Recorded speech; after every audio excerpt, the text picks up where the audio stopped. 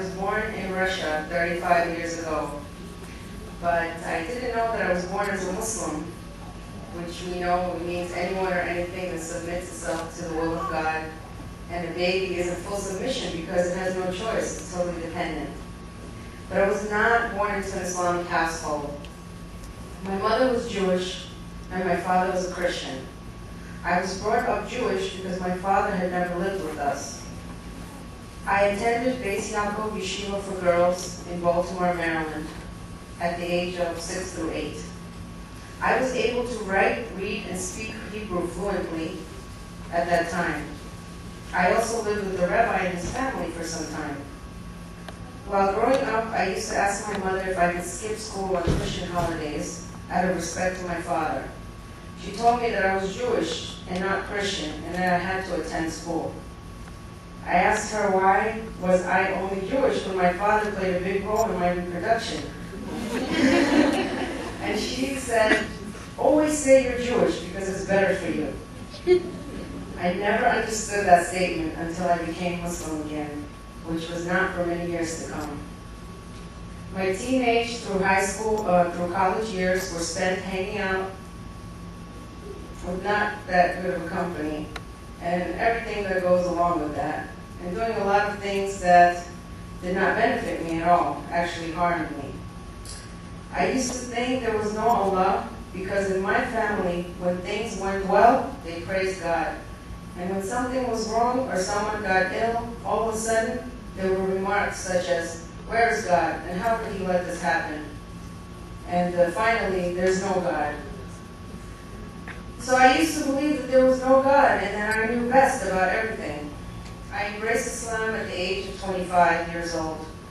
A colleague asked me what I knew about Islam and Muslims, and I replied that I heard they were terrorists but did not know why.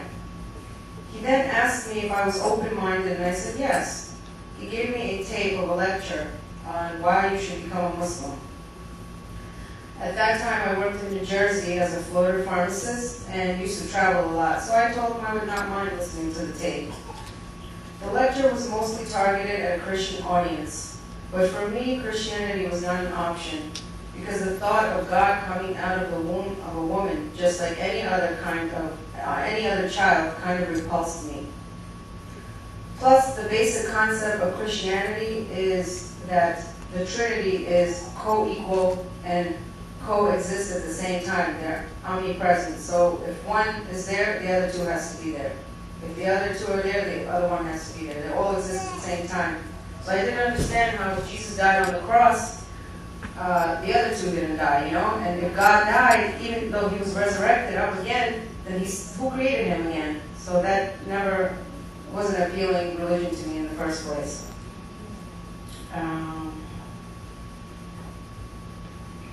When the speaker spoke about Islam and its 5 pillars, it just made so much sense to me. Also, Islam made a lot of sense. First, you acknowledge your Creator and the Creator of everything. And then you communicate to Him through prayer and supplication. And then you seek knowledge in order to get to know Him better so that you can worship Him properly because you are His slave. And if you're not His slave, you're a slave to something or someone else. The whole concept of Islam gave me a very safe and tranquil feeling. Sort of like when how much your mother loves you and that she only cares about your best interest. But we know that love, unconditional love between a mother and her child is so strong, and you get such a feeling, you know, if your mother passes away, no matter who she was or how she acted or what she was, bad or good, it's still your mother, you know? So imagine, I thought, if my mother felt like this about me and she procreated me, what about the one who created me? After I embraced Islam and started seeking knowledge, I finally understood that comment that my mother made about why it was better for me to say I was Jewish. Judaism is a religion that goes according to the mother. So if your mother was Jewish, then so were you. In other words, if you were not born into the religion, there is really no way to embrace the real Jewish faith. The Jews call themselves the chosen ones, when in fact, according to the Quran, it was a chosen religion. It wasn't the chosen people. Musa alayhi salam, he was a Hebrew. He was part of the children of Israel. So if that was the chosen people at that time, only the Hebrews, then why would he go and make dawah to Pharaoh? You know, Pharaoh was an atheist. So I didn't understand that, and there's really not a way that, as far as I know, or I knew at that time, to embrace Judaism. And to me, to think that a small percentage of the people of this world are going to, you know, get into the Jannah, and everybody else is not, that's just not a practical way of thinking. Actually, it's kind of like a status or hierarchy, and I didn't like that, you know.